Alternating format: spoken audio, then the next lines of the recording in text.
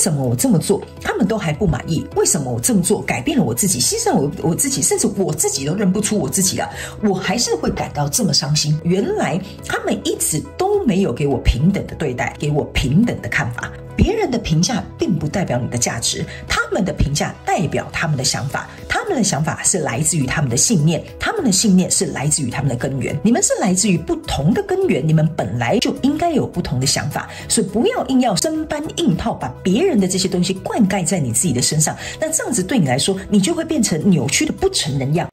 Hello， 雙子座的朋友們，大家好，我是 Jane。今天這個影片是要給雙子座的正能量運勢牌卡解讀哦。那正能量運勢牌卡解讀呢，沒有任何時間上面的限制，所以呢，如果你不是在我們首播的時候看到這一則影片的話呢，我會建議你啊，就是以當下的季節為主，或者是前後推敲3個月的時間，通通都可以。影片下方資訊欄有詳細的影片使用說明。那當然呢，我也相信什麼時候看見就是最適合你的時間啦，所以你也可以不用拘泥這些時間點。好，那我們緊接着在一開始的時候呢，我們會來跟大家分享有關於正能量運勢牌卡解讀的整體架構跟流程啊。首先呢，正能量運勢牌卡解讀有分為上下半場，上半场的部分就是你目前看到我先開的這些牌卡我們會在上半场來跟大家分享有關於在本個季度過程當中各個月份的能量場的現狀跟概括，以及呢各個月份呢的氣場會為你帶來什麼樣的變動。那接着呢，我們還會再另外分享在本季呢外在事件發生這些事情呢，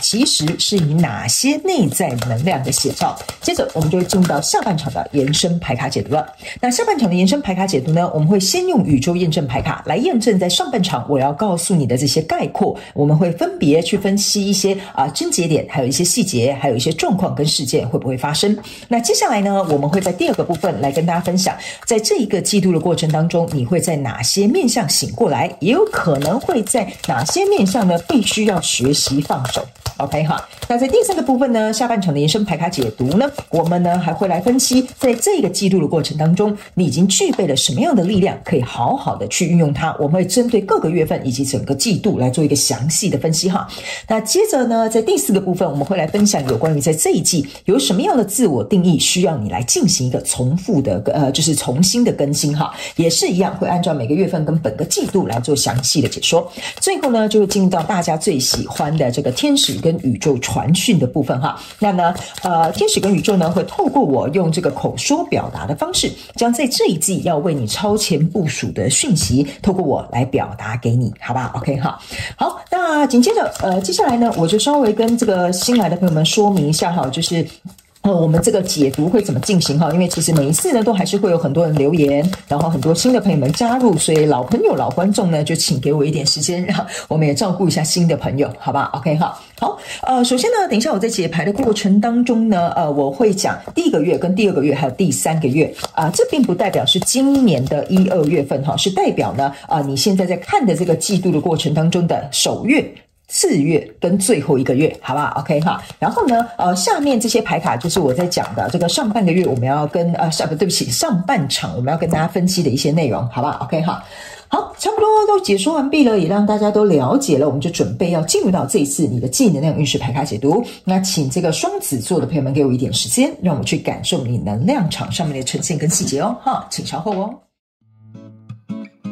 Hello， 大家好，我是 Jane， 非常歡迎大家來到我的頻道收看我的影片。為了提供給大家更多豐富精彩的內容，在今年我成立了思維手術室社群，想要邀請你一起來靈活運用媽媽生給我們的大腦。那在社群裡，我將會帶領大家一起練習思維改寫，並且提升自我認知，讓你在面對生活當中的挑戰有更強大的底氣以及過人的應變能力。只要點擊影片下方的資訊欄，就會看到思維手術室的社群連結以及入群步驟的說明影片。那接下來就讓我們一起來看今天精彩的影片內容吧。OK， 好，行。我個人認為哈，雙子座的朋友們，你這整個季度的過程當中呢，比較有點像是在重新找回自己的自信跟內在的自我肯定，這應該是你在這一季蠻大的課題。那接下來我會詳細來解說哈，稍微講一下概括哈，讓你能夠更了解為什麼這個課題在你這個月份很重要，好吧 ？OK 哈。首先呢，在這一季的本季的這個首月哈，就是第一個月的這個過程當中呢，你分別抽到的是權杖6跟吊人牌卡，還有這個錢幣6哈。這3張牌卡在你的第一個月的這個能量場當中呢，給我有一種感覺，就是呢，某部分雙子座的朋友們呢，你會被趕鴨子上架哈，或者是比如說呢，就是有一些事情是必須你去完成，而且有些人你們可能是被拱上台去完成的。OK 哈，為什麼我會這麼說呢？你可以注意看哈，這兩張牌卡呢，全部都是下面有一群群眾哈，然後這些人是拿着這個權杖，然後就說這個雙子座的朋友們要出去打仗了對不對？那下面的人呢，卻是在撻伐這個被綁在樹上的人。OK， 所以這個能量場給我有一種感覺，在這一季度的這個第一個月份哈，某些人你們可能會面臨去銜接一些任務，或者是有一些狀況是需要你自己本人去承擔的。但是在這個承擔跟銜接這個任務的過程當中呢，我覺得這個能量場有點像吃力不討好，你懂我意思嗎？就是大家拱你上台啊，你又不得不出征。OK 哈，出征之後呢，又会下面有人抗議說你怎麼打敗仗，或者是這件事情你怎麼做不好？所以呢，你好像變成是裡外不是人，做也不是，不做也不是。OK 哈，所以這樣子的批判的聲音，或這樣撻伐的聲音，或者是這樣子沒有辦法滿足別人期待的聲音，來到這邊有一個錢幣六。OK 哈，錢幣六你可以注意看，這邊是有一個人拿着這個天秤在施捨這兩個人食物。OK， 那在這裡呢，這是一個錢幣三，這邊是一個錢幣二，正中間是一個錢幣一。OK 哈，我覺得由於這個不知道跟你在第一個月份交手的相關狀況、人數、事件、夢想或目標，或者是關係跟創業哈，請你們自行對號入座，套用在你的狀況當中。來到我的頻道，新的朋友們你必須要靈活運用媽媽生給我們的大腦，把這個訊息最大化給你。我沒有辦法講到每個人的細節，但我會盡可能去提供一些資訊，然後去做一些解說。所以呢，我覺得透過這樣子的狀態當中呢，我覺得某部分雙子座的朋友們哈，你在這邊思考的一件事情就是，我到底要不要去做這些別人所期待的事情，或者是乾脆呢，我就不要去做好了。但是你又會在你自己的價值觀哈，這個在你頭上的這個錢幣一哈，比較有點像是你個人的價值觀，覺得說好像不做也不行呢哈大家都這麼期待我去做這件事情呢，但是去做的時候呢，好像也沒有人呢去站在我的立場哈，去替我着想。OK 哈，所以在這個過程當中呢，我覺得你會有一種，就是我做着做着，好像需要別人來給我一些肯定，我才會認為，我做這件事情對的。我這個糾結呢，其實沒必要的。OK 哈，我沒有必要拿這個天平在那邊衡量，到底做還是不做呢？還是別人對我評價是如何？所以你的價值觀呢，你要注意看哈，這兩個人分別拿的錢幣都比你多，所以你的價值觀會變成是有一點受到外在的評價或外在的反應或事情的結果，而去引發了你內心對自己的這個懷疑，或者是這種去付出這個狀態到底值不值得的這種想法會出現哈。所以來到第二個月份的能量場呢，你抽到的這個是錢幣女王，還有錢幣八，然後以及這個 judgment。OK 哈，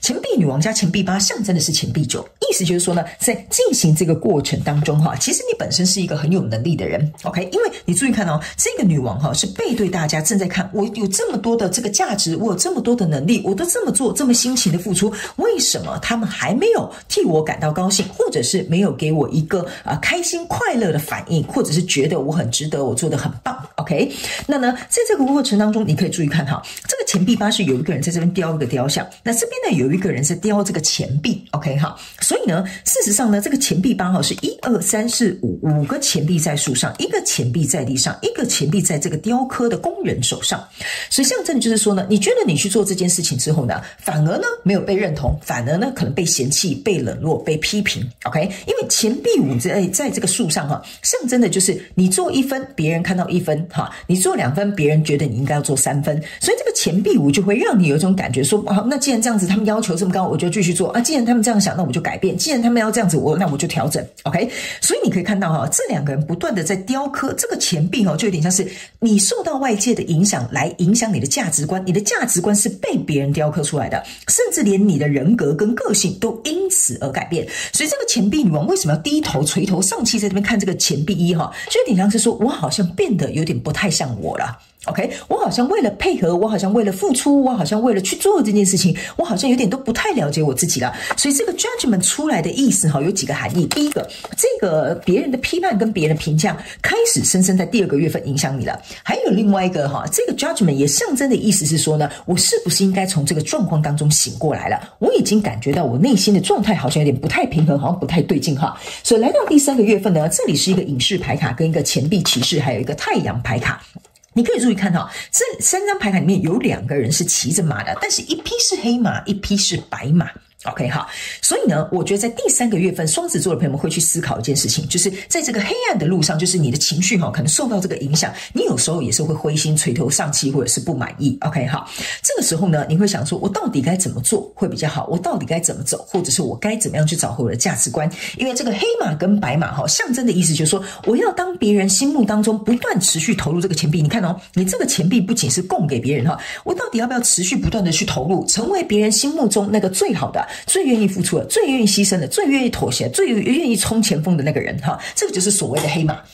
還是呢，你想要當自己的白馬王子，走向找回你自己的自信跟價值，肯定你自己的所作所為。OK 哈，所以一個是有點像是繼續朝向別人的期待邁進，另外一個呢是朝向對於找回自己的價值、找回自己的肯定，還有找回自己原本的樣子去做。因為這個坐在這個白馬上面的這個小孩他是裸體的，裸體的意思是說我想要找回那個真實的自己。所以呢，在第3個月份，我個人會感覺你還在做這個篩選，所以這個結果可能會在下一季才會出現。OK 哈，所以這個隱士之所以為什麼要拿着燈的意思，就是說我要如何去找到這個光明，就是找回這個真實的自我。 OK， 因為你可能還在拉扯，而且呢這個隱士是在黑暗當中提着一個燈，所以他只能暫時照耀到前面的第一步路。所以呢，我覺得應該是說這件事情敲醒了你，讓你看到說我好像要做一個改變，我好像要做一個調整，所以我可能不能再繼續下去。所以這個跟你交手人事物在這一季的過程當中呢，我覺得點醒了你這個課題。 OK 哈，所以接下來呢，我們來看一下各個月份的氣場會帶來什麼樣的變動哈。首先在第1個月份呢，在這裡哈，這是一個24號牌，這邊有2個，這是天鵝。 OK 哈，這個呢就是有點像是說呢，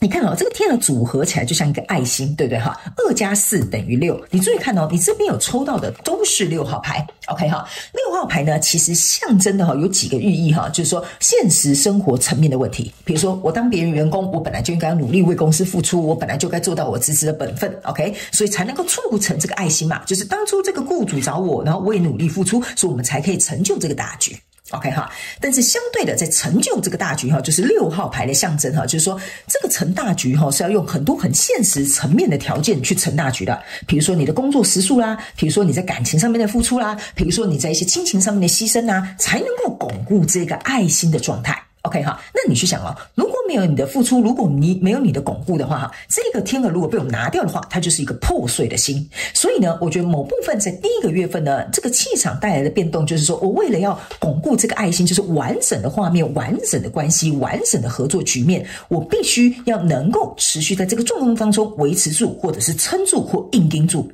那這個24號牌象徵的是2個人有非常穩定的基礎。OK， 所以我覺得你會為了鞏固我跟這個交手人數有一個穩定的基礎，你會想盡辦法去配合對方。因為你要去想如果這個天鵝比較直一點點，不要這麼彎，那你就得配合它直一點點，你的脖子就要伸長一些些。所以這就是為什麼我會跟你講在第1個月份的這個能量場氣場所帶來的變動，就是你會隨着這個人事物去調整你自己的姿態。OK， 這個是象徵你的變動性很好，彈性很好，但是有些時候你會不會把自己就是这個我要怎麼翻譯呢？這有點像說把自己切得太薄了，然後為了就是要去適應這些所謂外在環境或者是別人期待的這個狀態。OK 哈，所以第2個月份你的氣場會帶來什麼樣的變動呢？來到這裡你可以注意看這是一個38號牌，這邊有2座橋，但是他們是2座平行的橋，沒有交匯。所以這個時候為什麼我會跟你講來到這裡你開始有一點覺得說奇怪了，我感覺在裡面我去付出的、去做的、去滿足別人的期待，我們好像2個平行線。所以第2個月份氣場所帶來的變動就是你開始意識到說這個氛圍好像有點不太一樣了這個感受好像讓我覺得說我雖然在維持這個狀態，但是為什麼我們會像平行線呢？以前我們明明就是2個互相鞏固的人可能或許在第2個月我發現根本就是我自己在鞏固這件事情，或我自己在硬盯這件事情，我們2個根本從頭到尾都沒有交匯。所以這就是這個氣場所為你帶來的變動，讓你去感知到、感覺到、發現到的一個事件。OK 所以你可以看到這是非常有趣的你的牌卡是互相驗證的這是2個，這也是2個接下來我們來看第3個月這個氣場還會帶來什麼樣的變動來，這邊呢是一本書，然後上面這邊呢是有12星座這張牌卡是2加6號牌等於8 ，OK 哈。那這個10號牌你可以注意看，這是很多書象徵的就是一個智慧。那12星座呢，這邊哈象徵的就是我們在這個狀況當中走一回了。所以為什麼我會說第3個月的氣場會帶來什麼樣的變動？就是你開始意識到了，我要再重新繼續這樣走一回嗎？我從第1個月跟第2個月去經歷這件事情之後，我在第3個月跟下一個季度我還要這麼做嗎？所以在第3個月呢，我覺得你的智慧會打開。這就是為什麼我會說哈，你在這邊會稍微覺得，我好像有點清醒了哈，我想要找回我自己真實的樣子啊，我還要在這個輪迴當中繼續去走一遍嗎？這個就是象徵呢，在第3個月哈，你的智慧的氣場打開之後，會為你開始帶來這種深思熟慮，因為隱士哈象徵的就是有一個深沉智慧的人 ，OK 哈，所以你在第3個月會打開這個智慧，會開始去思考這件事情哦 ，OK 哈。好，那接下來我們來看一下本季外在的發生的這些事情哈，又是你哪些內在能量的寫照 ，OK 哈。好，來你看吧，我跟你講哦，雙子座的朋友們，有些時候哈，為什麼我經常会跟你們講？